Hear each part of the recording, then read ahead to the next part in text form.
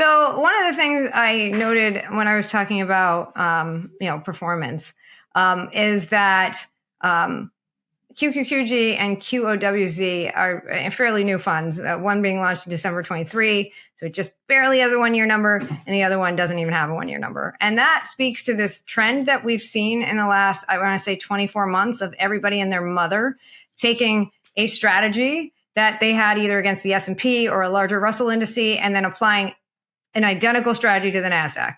And that has to do with just NVIDIA, the NVIDIA effect, and all of those stocks that are super heavy in the NASDAQ that people want exposure to. And so they're just reinventing a product that's been successful and applying it to a different index. So that is a trend, but I don't know that it's a trend that is a valuable trend if you're building portfolios.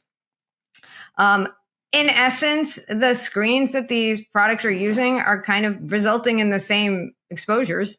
I mean, even COWG has 54% of its portfolio in tech and has virtually an identical top 10 to the other two. So you're still getting the exposure you want.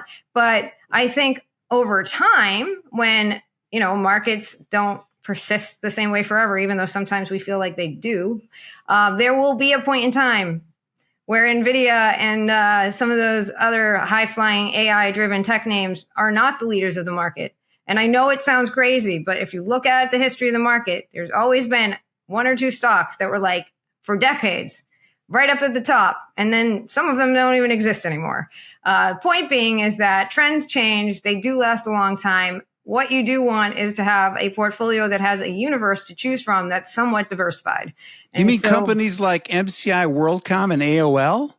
Like exactly like that. You can go back even further and you go back to like the 20s, 30s, and 40s, and you're talking about oil companies that all merged into each other. So yes, that's exactly what I'm saying.